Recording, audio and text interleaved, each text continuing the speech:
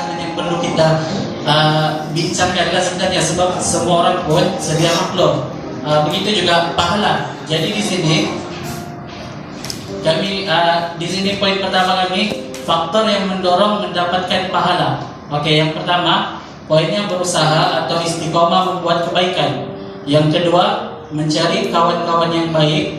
Yang ketiga, mendapat didikan agama secara menyeluruh. Kalau tengok berusaha atau istiqomah membuat kebaikan, kenapa kami letakkan berusaha dan istiqomah membuat kebaikan ini menjadi faktor yang mendorong mendapatkan pahala? Sebab apa?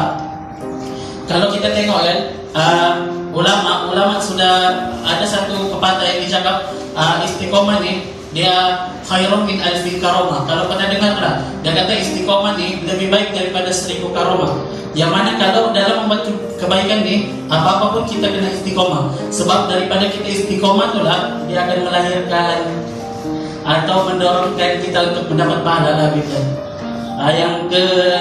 Yang dia kan mencari kawan-kawan yang baik ni, kenapa dia jadi faktor juga? Kan ada hadis tu yang sebut kalau kita berkawan dengan penjual minyak wangi, kita akan dapat bau wanginya kan.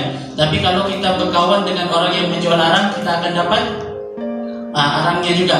Jadi di situ pemilihan kawan ni, pemilihan kawan ni sebenarnya dia memainkan peranan yang penting. Kalau kita tengok remaja kita pada hari ini kan, betapa ramai remaja kita yang di luar sana yang tertagi dengan dadahnya, yang hedonismenya, yang dengan bermacam-macam pemikiran tuh, orang boleh jadi begitu disebabkan orang tidak berada di lingkungan yang baik. Jadi di sini kenapa itulah pentingnya cari kawan-kawan yang baik nih menjadi faktor untuk mendorong mendapatkan pahala. Yang ketiga, mendapat didikan agama secara syumul, menyeluruh lah syumul tuh. Lepas itu poin kedua, faktor yang mendorong melakukan dosa. Yang pertama, melakukan maksiat. Yang ini lemah iman dalam diri, si kurang pendidikan agama. Itu mudah bahkan sedang di ayatnya.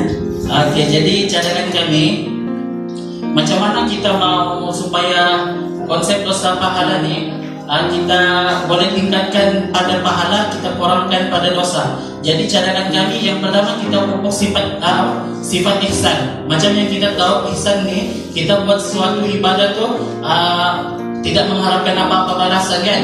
Yang lepas tu ihsan ni juga kita membuat sesuatu ibadah tu seolah-olah Allah melihat kita. Kalau kita mau mencuri, contoh lah kan, kita macam mau mencuri makanan kan, tapi kita tahu Allah nampak ni aku mau curi makanan ni. Jadi apa-apa pun untuk kita menanamkan untuk dapat menanamkan diri kita macam mana kita mau dapat pahala tu, kita kena itulah pupuk sifat ihsan. Yang kedua, mempelajari Islam secara menyeluruh dan berpesan.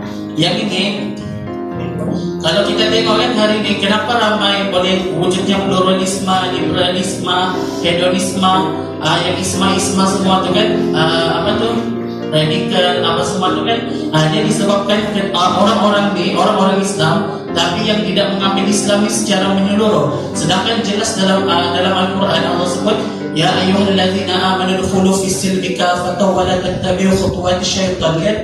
Jadi yang mana Allah sebut situ, wahai orang-orang yang beriman, hendaklah kamu masuk ke dalam Islam tu dalam ya ayyuhallazina amanu dukhulu fis-silmi kaffah. Maksudnya kamu masuk dalam Islam tu secara menyeluruh. Kita tak boleh ambil syariat, ini ngam dengan aku kena ikut yang ini. Yang ini tak ngam dengan aku. Kita tahu tak? Jelas kan? Gitulah, itu yang dimaksudkan Islam tu syumul. Jadi dalilnya tu dekat surah Al-Baqarah juzuk 2 tu.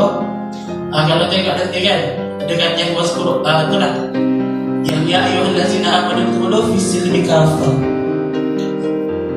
Yang ketiga, yang last, semua orang, cadangan kami juga macam mana kita mau tingkatkan pahala, kurangkan dosa. Sebab kita benda ni memang dia bersebatu dengan kita lah. Kan Nabi sudah sebutkan iman yazid wa yanqus. Jadi mau tak mau benda tu memang iman kita ni akan naik dan turun. Cuma di sini kami memberikan satu medium macam mana kita mau tingkatkan pahala kita kurangkan dosa tu.